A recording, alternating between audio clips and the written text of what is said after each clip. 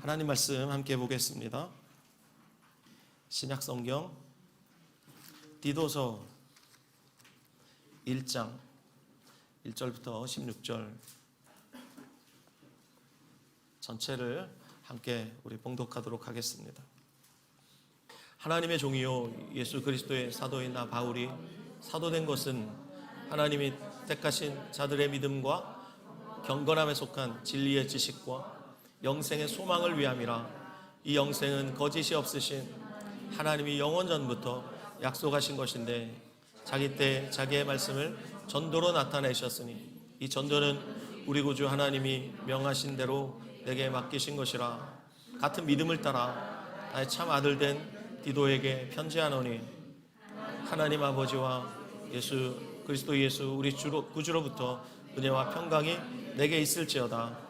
내가 너를 그레데 남겨둔 이유는 남은 일을 정리하고 내가 명한 대로 각 성에 장로들을 세우게 하려 함이니 책망할 것이 없고 한 아내의 남편이며 방탕하다는 비난을 받거나 불순종하는 일이 없는 믿는 자녀를 둔 자라야 할지니라. 감독은 하나님의 청지기로서 책망할 것이 없고 제 고집대로 하지 아니하며 급히 분내지 아니하며 술을 즐기지 아니하며 구타하지 아니하며 더러운 이득을 탐하지 아니하며 오직 나그네를 대접하며 선행을 좋아하며 신중하며 의로우며 거룩하며 절제하며 미쁜 말씀의 가르침을 그대로 지켜야 하리니 이는 능히 바른 교훈으로 권면하고 거슬러 말하는 자들을 책망하게 하려 함이라. 불순종하고 헛된 말을 하여 속이는 자가 많은 중 할례파 가운데 특히 그러하니 그들의 입을 막을 것이라. 이런 자들이 더러운 이득을 취하려고 마땅하지 아니한 것을 가르쳐 가정들을 온통 무너뜨리는도다. 그레데인 중에 어떤 선지자가 말하되 그레데인들은 항상 거짓말쟁이며 악한 짐승이며 배만 위하는 게으름뱅이라 하니 이 증언이 참되도다. 그러므로 내가 그들을 엄히 꾸짖으라. 이는 그들로 하여금 믿음을 온전하게 하고 유대인의 허탄한 이야기와 진리를 배반하는 사람들의 명령을 따르지 않게 하려 함이라. 깨끗한 자들에게는 모든 것이 깨끗하나 더럽고 믿지 아니하는 자들에게는 아무것도 깨끗한 것이 없고 오직 그들의 마음과 양심이 더러운지라. 그들이 하나님을 시인하나 행위로는 부인하니 가증한 자요 복종하지 아니하는 자요 모든 선한 일을 버리는 자니라. 아멘. 저는 오늘 여러분과 함께 봉독한 이 말씀을 중심으로 교회를 교회되게 하는 두 가지, 교회를 교회되게 하는 두 가지, 이와 같은 제목으로 하나님의 은혜의 복음 증거하도록 하겠습니다. 위대한 기업을 만드는 위대한 책이라는 제목을 가진 이 시대 경영의 바이블로 통하는 책이 한 권 있습니다. 짐 콜린스라는 석학이 쓴 좋은 기업을 넘어 위대한 기업으로 라는 제목의 책입니다. 이 책에서 저자는 책 제목 그대로 단지 괜찮은 기업에 머물 것인가 아니면 위대한 기업으로 도약할 것인가 수많은 경영자들에게 묻고 있습니다. 이 책의 영향으로 비슷한 제목의 책들이 잇따라 출간되었습니다. 좋은 아이를 넘어 위대한 아이로 키워라. 어떻게 하면 위대한 아이로 키울 수 있을까요? 좋은 학교를 넘어 위대한 학교로, 좋은 리더를 넘어 위대한 리더로, 좋은 것보다 위대한 것을 선택하라 등과 같은 제목의 책들이 출간되기도 했습니다. 그래서 제가 혹시나 하면서 교회와 관련된 책 중에서 이런 제목의 책을 떠올려 보았습니다. 여러분 중에도 혹시 교회와 관련된 책 중에 이런 제목의 책이 있을까 싶으시죠? 있습니다. 좋은 교회에서 위대한 교회로 라는 제목의 책이 지난 2013년에 우리말로 번역되어 출판되었습니다. 톰 레이너라고 하는 박사님과 그의 팀이 미국에 있는 수천 개의 교회 중에서 위대한 교회라고 소위 인정받고 있는 13개의 교회를 집중 분석해서 그 연구 결과를 공개하고 있는 책입니다. 제가 시작하면서 짐 콜린스의 유명한 책 좋은 기업을 넘어 위대한 기업으로, 그리고 방금 말씀드린 톰 레이너 박사의 좋은 교회에서 위대한 교회로 라는 책 제목을 소개한 이유는 이 책의 내용을 여러분들에게 말씀드리고자 함이 아닙니다. 책의 내용보다는 요즘 사람들이 교회를 구분하는 방식을 좀 짚고 넘어가야 할 것 같아서 제가 서두에 책 제목들을 거론했습니다. 제가 교회를 개척하면서 그 후에 가장 많이 들었던 질문 가운데 하나가 목사님 교회 몇 명 모이냐는 것이었습니다. 처음에는 대답하기 굉장히 곤란했습니다. 그렇지만 사람들이 계속 물어왔어요. 그 질문을 받으면서 제 마음속에 이런 생각이 들었습니다. 왜 자꾸 교회를 숫자로 구분하려고 하지? 사람들의 마음속엔 교회에 대한 이런 구분이 있습니다. 대형교회, 중형교회, 소형교회, 개척교회. 여러분, 몇 명이 모이면 대형교회입니까? 옛날에 제 제자 중에 대형이라는 제자가 있었어요. 대형이라는 이름을 가진 제자가 있었어요. 그게 걔가 출석하는 교회는 대형교회입니까? 최근엔 개척교회의 이슈 중에 하나가 한국교회에 지금 문제가 되고 있습니다. 바로 자립의 문제입니다. 여러분, 교회가 자립했다라고 말할 때 그 기준이 뭡니까? 어떤 교회가 자립한 교회입니까? 최근에 한국교회 아주 유명한 지도자 중에 한 분이신 목사님이 목사들의 이중직에 관해서 공적인 자리에서 말했습니다. 그분의 발언으로 인해서 한국 목사들 가운데 목사들의 이중직, 그러니까 목회에만 전념할 수 없는 그런 형편에 처한 목사들이 목사라는 직분과 세속의 직업을 함께 가지고 있는 이 목사의 이중직에 관해서 지금 우리 한국교회는 갑론을박이 벌어지고 있습니다. 여러분은 어떻게 생각하십니까? 목사가 따로 직업을 가져도 좋다고 생각하십니까? 아니면 목사는 목회만 해야 됩니까? 그분의 그 말씀에 지금 갑론을박이 벌어지고 있는데 유명한 목사님들이 자신의 SNS에 자신의 견해를 피력하고 있습니다. 그 중에 또 다른 한국교회 지도자 중에 한 분이 자신의 견해를 피력하다가 이런 말을 했습니다. 미자립교회 하는데 미자립교회는 없어. 미자립 목사가 있을 뿐이지. 여러분 어떻게 생각하십니까?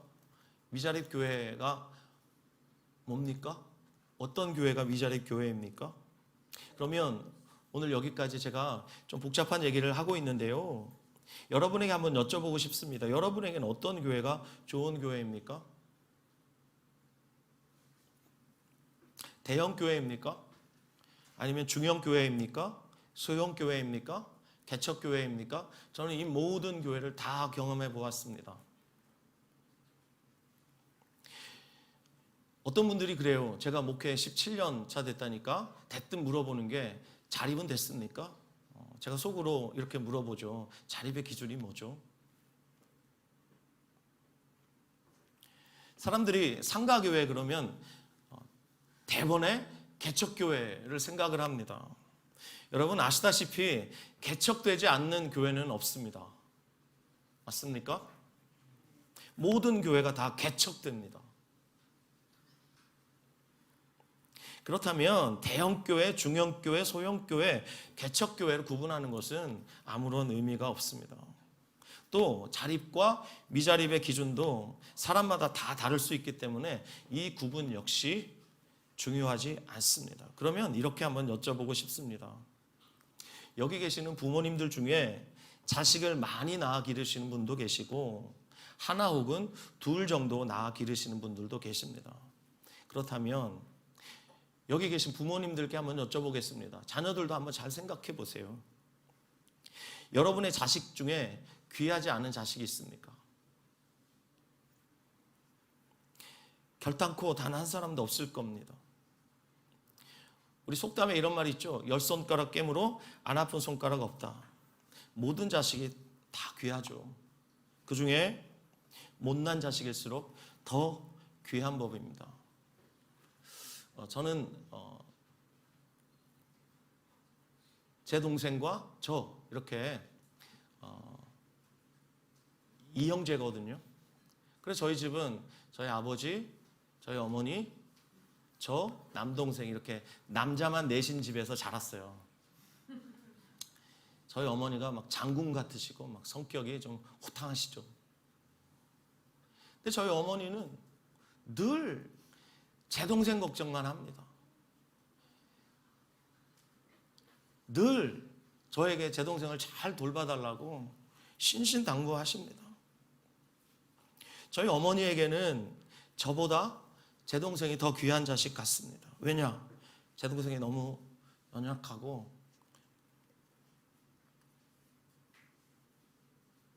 그래서 그렇습니다. 여러분, 교회도 마찬가지입니다. 하나님께 귀하지 않은 교회가 있겠습니까? 단언컨대 하나님께 귀하지 않은 교회는 단 한 교회도 없습니다. 동의하시면 아멘. 사도행전 20장 28절은 교회를 이렇게 정의하고 있습니다. 하나님이 자기 피로 사신 교회. 이것이 교회입니다. 교회는 하나님의 피값입니다. 그러므로 교회보다 세상에 귀한 것은 없습니다. 가장 존귀하시고 가장 높으신, 가장 거룩하신 그분의 피값으로 세워진 교회이기 때문에 그렇습니다. 그렇다면 모이는 숫자나 자립의 여부로 좋은 교회인지 위대한 교회인지 평가하지 말아야 할 것입니다. 어떤 교회이든지 그 교회가 하나님의 피값이 지불된 교회라면 그 교회는 위대한 교회요, 존귀한 교회입니다. 예수님이 제자들에게 물어보셨지요. 너희는 나를 누구라 하느냐? 그때 베드로가 용기 있게 대답했습니다. 주는 그리스도이십니다. 살아계신 하나님의 아들이십니다. 예수님께서 너무 기뻐하시면서 요한의 아들 시몬아, 네가 복이 있다 이렇게 말씀하시면서 이렇게 덧붙이셨어요. 내가 너의 고백 위에 나의 교회를 세우겠다. 따라서 여러분, 베드로와 같은 신앙 고백을 하는 교회라면 예수님의 교회가 하나님의 피값인 교회임이 틀림없습니다. 여러분, 우리 교회는 이 고백을 분명히 하고 있습니다. 처음 사랑 교회는 그러므로 예수님의 몸된 교회임이 틀림없습니다. 자, 오늘 우리가 읽은 이 디도서는 우리로 하여금 그레데 섬에 세워졌던 여러 교회들을 주목하게 만듭니다. 이 교회들은 바울 사도와 그의 믿음의 아들 디모데에 의해서 개척된 교회입니다. 바울은 죄수의 신분으로 로마로 압송되었습니다. 이것이 사도행전 20장부터 28장의 내용입니다. 로마로 압송되었던 바울은 로마에서 약 2년간 가택 구금 상태로 지내다가 풀려나게 됩니다. 그 후에 자유를 얻은 바울은 이후 자신이 그토록 가기 원했던 당시에 땅끝으로 알려져 있었던 스페인까지 가서 복음을 전했습니다. 이 기록이 초대교회 기록에 남아 있습니다. 이후 사랑하는 믿음의 아들 디도와 함께 이 그레데 섬을 방문해서 복음을 전했습니다. 그리고 바울 사도는 디도와 함께 복음 전도 사역을 마치고 하나님의 부르심을 따라 디도를 그레데 섬에 남겨둔 채 마게도냐로 떠났습니다. 자, 그리고 마게도냐에서 사랑하는 아들 디도에게 쓴 편지가 바로 오늘 우리가 읽은 이 디도서입니다. 자, 본문 5절을 보면 바울이 디도를 그레데 섬에 남겨둔 이유를 알 수 있습니다. 5절 다시 한번 읽을까요? 시작. 내가 너를 그레데에 남겨둔 이유는 남은 일을 정리하고 내가 명한 대로 각성의 장로들을 세우게 하려 함이니. 자, 디도에게 맡겨진 두 가지 과업이 있다는 것을 알 수 있습니다. 하나는 바울이 시작한 일을 마무리하는 것입니다. 그리고 또 다른 하나는 장로들을 세우는 것이었습니다. 자, 이 두 가지가 바로 오늘 제가 설교하는 제목인데요. 교회를 교회되게 하는 두 가지 결정적인 요소입니다. 먼저 바울이 미처 끝내지 못한 일이 있습니다. 그것이 무엇일까요? 오늘 본문 1절부터 16절 전체를 볼 때 바울이 미처 끝내지 못한 그 일은 거짓 교사들의 이 잘못된 가르침을 회파하는 것이었습니다. 여러분도 아시겠지만 바울 사도가 복음을 전해서 개척된 교회들마다 두 가지 위험이 존재하고 있었습니다. 첫 번째는 교회 바깥의 위험이었어요. 그것은 로마 제국이 교회를 핍박하고 박해했다는 것이에요. 모든 교회가 로마 제국으로부터 박해를 받았습니다. 여러분도 아시겠지만 로마의 황제 네로부터 시작되는 10대 박해, 그 박해를 성경에 나오는 초대교회는 정말 혹독하게 겪을 수밖에 없었습니다. 그러나 하나님의 교회는 하나님의 생명으로 세워진 교회이므로 그 어떤 핍박도 그 어떤 박해도 교회를 무너뜨릴 수 없었다는 사실을 여러분들은 아실 겁니다. 자, 밖으로는 이런 핍박과 박해로 인해서 교회가 고난을 받았고 안으로는 거짓 교사들의 미혹과 세속화의 위험을 교회는 이겨내야만 했습니다. 자, 그렇다면 이 디도에게 남겨진 과업 첫 번째, 그것은 바로 교회 안에, 당시 그레데 섬 안에 존재하고 있었던 교회들 안에 들어왔던 이 거짓 교사들의 잘못된 가르침을 분별하고 바로잡는 일이었습니다. 자, 그가 맞서야 했던 거짓 교사들이 10절에 등장하고 있죠. 10절 다시 한번 읽을까요? 시작. 불순종하고 헛된 말을 하며 속이는 자가 많은 중 할례파 가운데 특히 그러하니. 자, 당시 그레데 섬에 개척된 교회들 가운데 이 거짓 교사들이 많이 들어왔는데 그들 중에 거의 절대 다수를 차지하고 있었던 사람들이 누구냐? 할례파였어요. 할례파. 이들의 주장은 뭐냐면 믿음만으로는 절대 안 된다. 반드시 할례를 받아야만 구원을 받을 수 있다. 바울이 믿음으로 말미암는 의, 믿음으로 얻는 구원에 대해서 설교하고 복음을 전하고 교회를 세우고 나가면 곧바로 할례파들이 들어와서 그것만 가지고는 안 돼. 반드시 할례를 받아야 돼. 그러면서 믿음으로 말미암는 이 구원이 아니라, 은혜로 받는 구원이 아니라 행위 구원을 강조하면서 교회를 무너뜨리고 있었던 것입니다. 자, 방금 읽은 10절에서 밝히고 있듯이 이 할례파의 특징이 한 3가지 정도 나오죠. 첫 번째, 이들은 불순종합니다. 하나님 말씀에 불순종합니다. 아니, 다른 말로 이들은 순종할 수 없습니다. 두 번째, 이들은 헛된 말을 하고 있습니다. 세 번째, 이들은 속이고 있습니다. 자, 그러면 왜 이렇게 할까요? 이들이 이렇게 악행을 저지르고 있는 이유가 무엇입니까? 11절에 나옵니다. 바로 더러운 이득을 취하는 것이었습니다. 목적은 돈이었습니다. 여러분, 오늘날 한국에 암약하고 있는 자칭 메시아가 한 20여 명 되죠. 현역으로 지금 뛰고 있는 메시아만 20명이 넘습니다. 한국만 그렇습니다. 그러면 전 세계적으로 따지면 그 수는 이로 헤아릴 수 없을 만큼 많이 있습니다. 여러분 아세요? 이단들이 돈이 그렇게 많아요.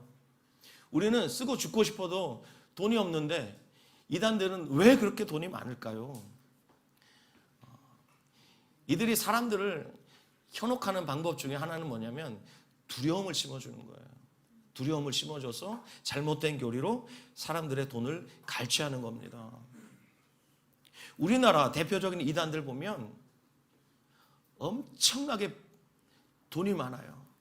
어마어마한 빌딩들을 막 사들이고, 특히 우리 주변에 요즘 하나님의 교회 여자 장길자 씨를 섬기는 하나님의 교회, 그 여자를 어머니 하나님으로 섬기고 있는 그 하나님의 교회, 한국 교회가 교회 건물을 의리의리하게 짓고 그 건물을 짓고 빚을 감당하지 못할 때 대부분 하나님의 교회가 그 건물들을 지금 매입해 가고 있어요.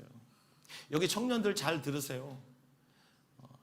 여기저기 광장이나 그리고 청년들이 많이 모이는 그곳에 둘둘이 짝짓고 다니면서 설문조사 같은 걸 해요. 여러분 길거리에서 절대 설문조사하면 안 돼요. 그러면 반드시 이 이단의 마각이 여러분을 향해 와요. 그렇기 때문에 절대 응하지 마세요. 우리에게 필요한 설문조사는 없어요. 뭐 커피 쿠폰 준다 여러 가지를 제시를 해도 절대로 여러분들 응하지 마시기 바랍니다. 반드시 여러분에게 전화가 옵니다. 그러면 여러분 자신을 지킬 수 없을 때, 여러분이 정서적으로 연약해져 있을 때 여러분들은 어쩔 수 없이 나도 모르게 거기에 끌려가게 돼 있어요. 특별히 당시 그레데 섬에 들어와 있었던 이 이단들, 이 할례파, 이들이 노리고 있었던 게 있습니다. 11절 하반절 보십시오. 마땅하지 아니한 것을 가르쳐 가정들을 온통 무너뜨리는도다. 자, 오늘날 한국 땅에도 마찬가지지만 당시도 마찬가지예요. 이단들이 노리는 것이 뭐냐면 가정을 파괴하는 거예요. 여러분, 가정을 파괴하는 그 어떤 교리도 성경적이지 않습니다, 여러분. 아멘. 그러므로 그 어떤 그럴싸한 교리를 갖다 대도 가정을 파괴하는 이런 교리는 절대 우리가 용납할 수 없는 것입니다. 자, 이들이 위험한 이유가 뭐냐? 가정들이 무너지고 있었기 때문이에요. 그래서 바울 사도는 이들을 향해서 디도가 어떻게 행동할 것을 주문했냐면 그들의 입을 막아라. 그들이 교회 안에 들어와서 말하지 못하도록 그들의 입을 틀어 막아라. 이렇게 말하고 있어요.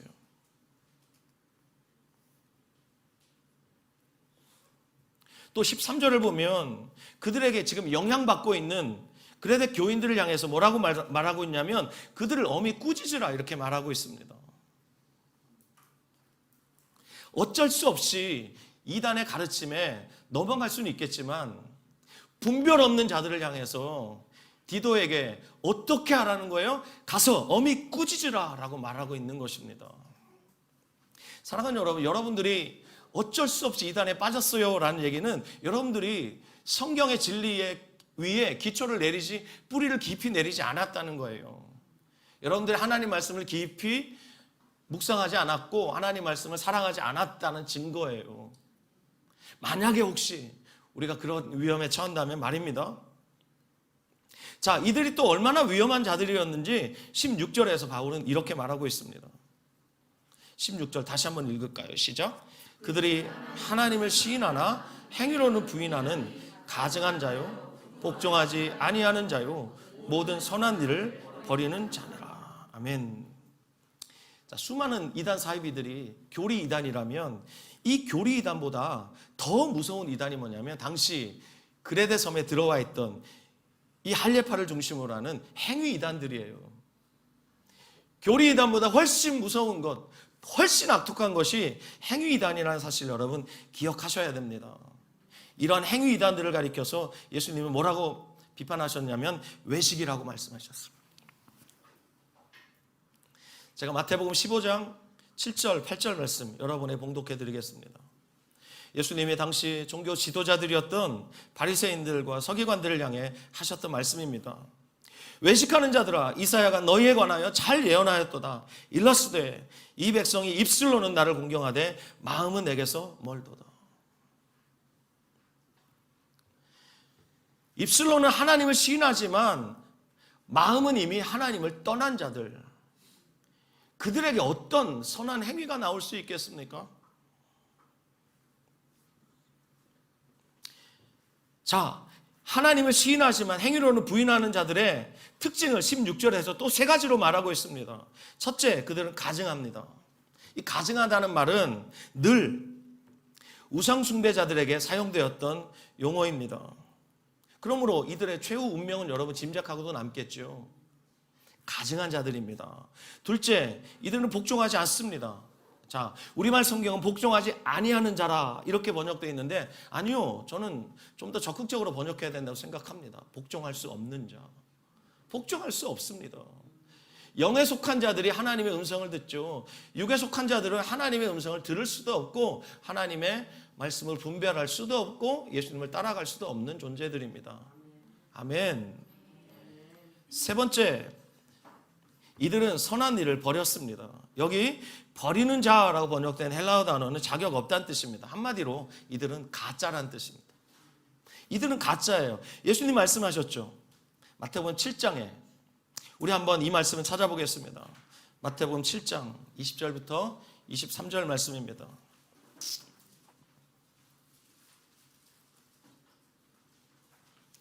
마태복음 7장 20절부터 23절 찾으셨죠? 네, 같이 봉독합시다. 시작. 그러므로 그들의 열매로 그들을 알리라. 나더러 주여 주여 하는 자마다 다 천국에 들어갈 것이 아니요 다만 하늘에 계신 내 아버지의 뜻대로 행하는 자라야 들어가리라. 그날에 많은 사람이 나더러 이르되 주여 주여 우리가 주의 이름으로 선지자 노릇하며 주의 이름으로 귀신을 쫓아내며 주의 이름으로 많은 권능을 행하지 아니하였나이까 하리니 그때 내가 그들에게 밝히 말하되 내가 너희를 도무지 알지 못하니 불법을 행하는 자들아 내게서 떠나가라 하리라. 여기 보십시오. 주여 주여 하는 자들이 있습니다. 이들은 입술로는 주여 주여 합니다. 그렇지만 이들의 행위는 무엇입니까? 하늘 아버지의 뜻대로 행하지 않습니다. 그러면서 이들은 불법을 자행하고 있습니다. 전부 예수님의 이름으로 하는 것입니다. 무엇입니까? 선지자 노릇합니다. 귀신 쫓아냅니다. 권능을 행합니다. 요즘 여러분 유튜브 상에 이단보다 더한 가르침들이 막 돌아다니고 있어요. 여러분 유튜브 시청하실 때, 특히 기독교 콘텐츠를 시청하실 때 정말 조심하셔야 돼요. 여러분 혹시나 봐야 되는지 말아야 되는지 의심쩍거든 저한테 제발 전화 좀 주세요.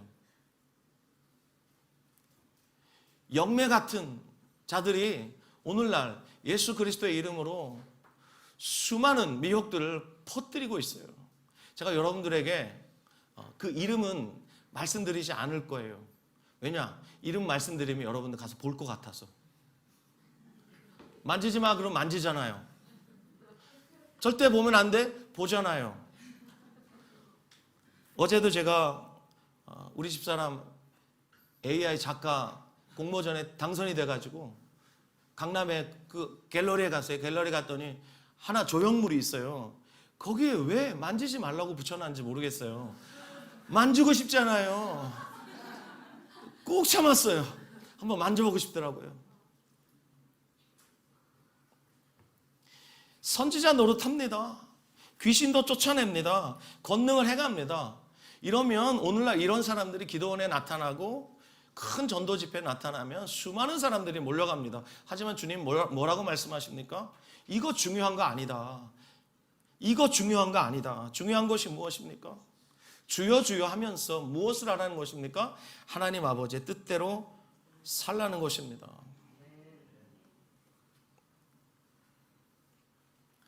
그렇기 때문에 여러분 디도에게 부탁한 것입니다. 이 할례파의 입을 막으라. 그들의 가르침에 지금 미혹당하고 있는 자들을 엄히 꾸짖으라. 그렇게 해서 복음을 왜곡하는 자들을 막으라는 것입니다. 이것이 교회를 교회되게 하는 첫 번째 중요한 요소입니다.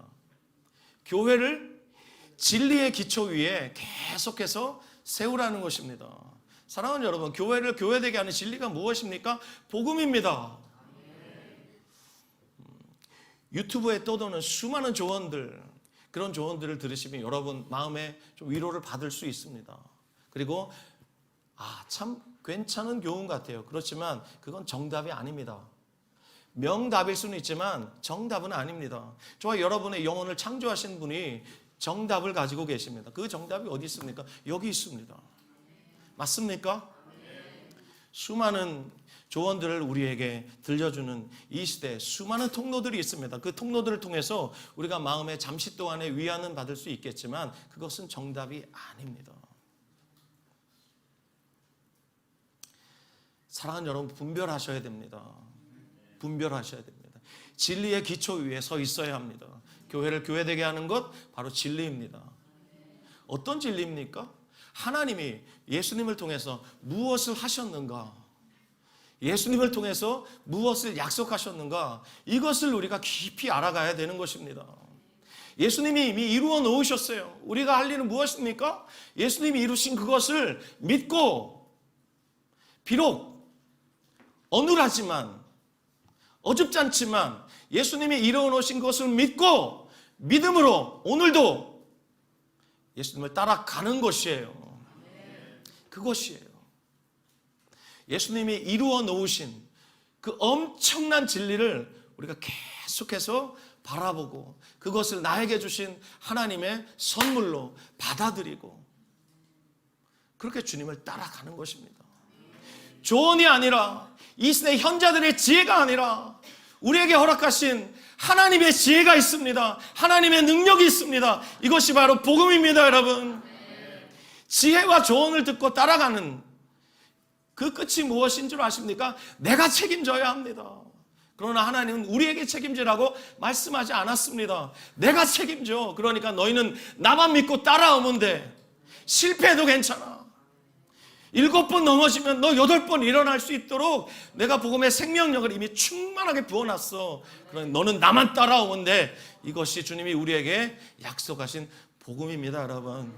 복음 따라가시기 바랍니다. 유튜브에 수많은 심리학자들이 제시하는 아주 신박한 그 지혜들, 그런 것들은 잠깐인 것입니다. 명답일 수는 있어도 절대 정답은 아니라는 것을 여러분 꼭 기억하시기 바랍니다. 자, 이렇게 할리파와 같은 이 거짓 교사들, 당시 이단들, 이들은 입술로는 하나님을 시인하지만 행위로는 부인했습니다. 자, 이들 때문에 교회에게 필요한 두 번째, 이것은 무엇이냐면 각 교회별로 장로들과 감독들을 세우는 일이었습니다. 이 장로와 감독은 목자의 심정으로 공동체를 돌보는 지도자들입니다.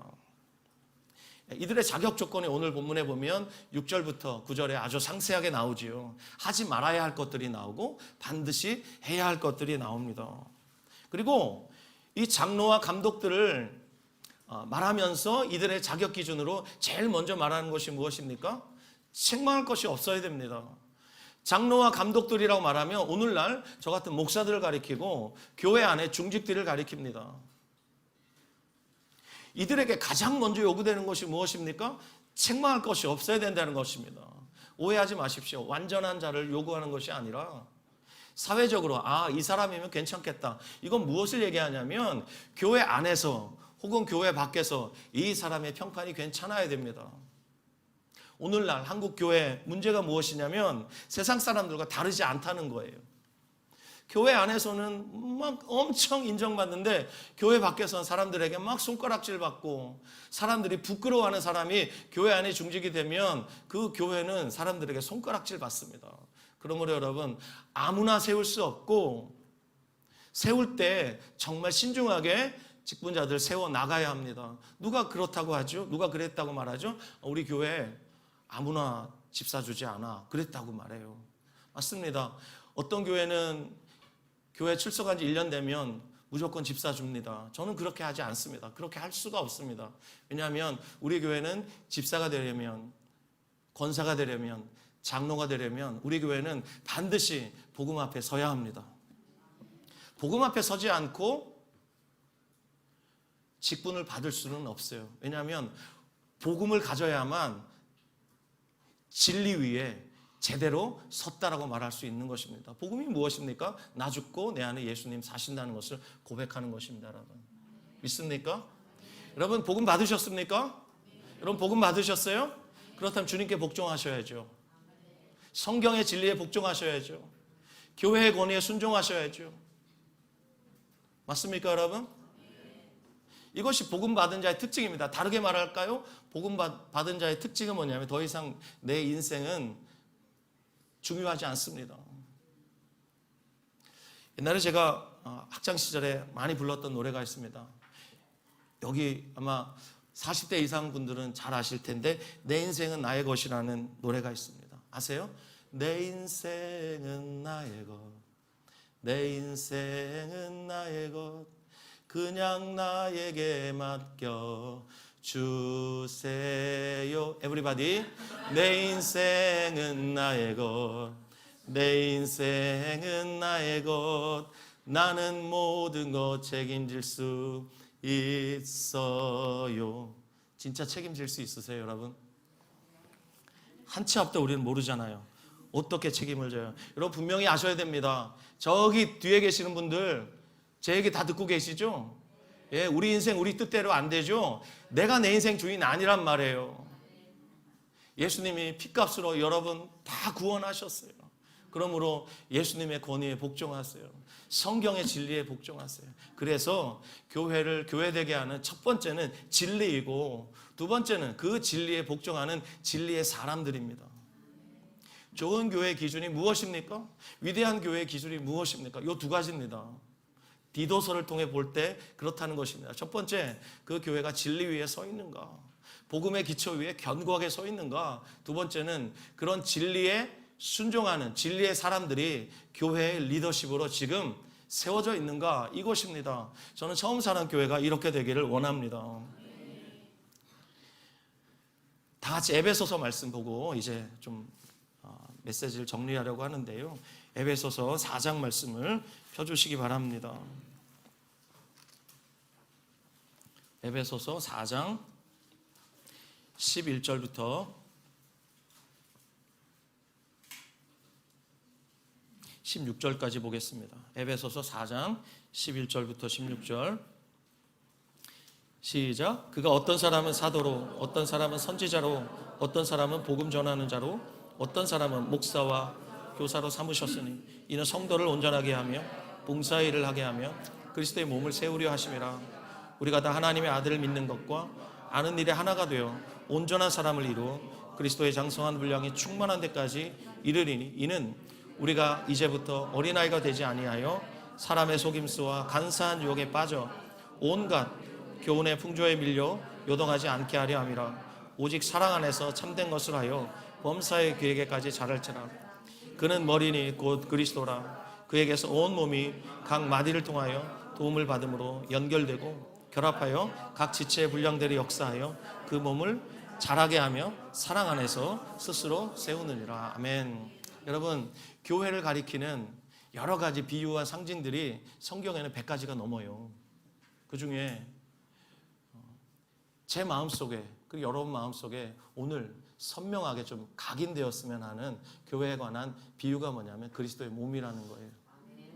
몸에는 여러분 248개의 뼈가 있습니다. 세보셨나요? 라고 저한테 물어보지 마세요.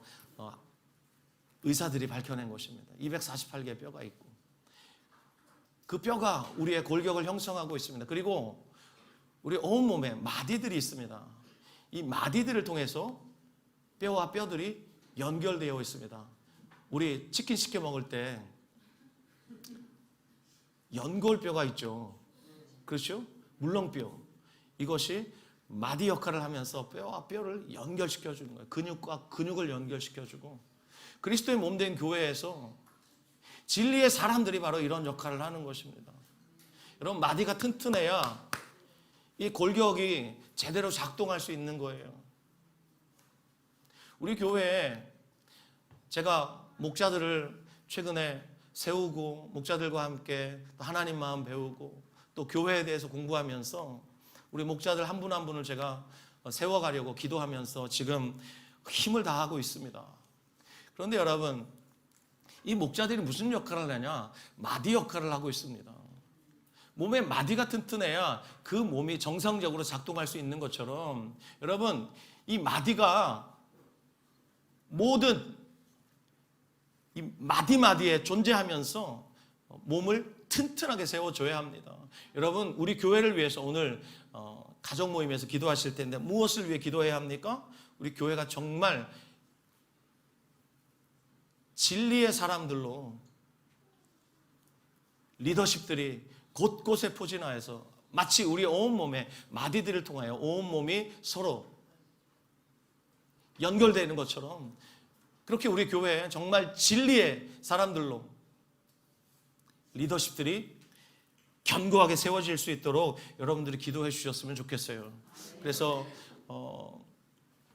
가족 캠프를 다녀오면서 더욱 우리 교회가 사랑으로 더욱 연합되고, 자, 이렇게 되려면 마디들이 얼마나 중요한지 모르겠습니다. 여러분, 오늘도 가족 모임에 여러분 함께 해주시길 바랍니다. 여러분, 주일날 그렇게 바쁘셔요? 제가 꼭 여쭤보고 싶었어요. 주일날 그렇게 바쁘셔요? 가족 모임 안 하고 가시면 큰일 날 만한 일들이 있습니까? 그렇지 않다면 주일날은 오셔서 각 가족 모임으로 흩어지셔서 같이 교제하시고 돌아가셔요. 그것이 여러분들을 지키는 길이라고 저는 생각합니다. 그 안에서 교제하시면서 여러분의 아픔도 여러분의 기쁨도 함께 나누시고 그 안에서 그리스도의 생명을 깊이 경험하시고, 그렇게 하셔야 여러분들이 평일에 그리스도인으로서 승리할 수 있다고 저는 분명히 믿습니다. 자, 이렇게 교회를 교회되게 하는 두 가지. 첫 번째, 진리입니다. 두 번째, 진리의 사람들입니다. 이 두 가지를 여러분 꼭 기억하시면서, 제가 오늘 디도의 심정으로 여러분 앞에 섰다는 것을 꼭 기억해 주십시오. 그래서 여러분이 하실 수 있다면 진리의 사람들로 더욱 견고하게 세워져서 여러분을 통해서 교회가 더욱 견고하게 되고 하나님의 영광 받으시기를 예수님의 이름으로 축원합니다. 이 시간에 우리 함께 기도하였으면 좋겠습니다. 이 시간 기도할 때 여러분 마음에 좀 소원을 품고 기도하셨으면 좋겠어요. 주님, 제가 진리의 뿌리를 더 깊이 내릴 수 있도록 주님 도와주십시오. 제가 이것을 정말 사모하기를 원합니다. 주님 도와주십시오 라고 기도했으면 좋겠습니다. 무엇보다 여러분 각자가 성장하기를 위해서 기도하셔야 합니다. 교회 안에서 그냥 왔다 갔다 이것만 하시면 안 됩니다. 여러분 성장하시고 성숙하셔서 교회 그리스도의 몸에 마디로 여러분이 성장하셔야 됩니다. 성숙하셔야 됩니다. 누군가의 마디가 되어서 누군가를 연결해주고 누군가를 붙들어주는 그런 하나님의 진리의 사람들이 되어야 할 줄 믿습니다.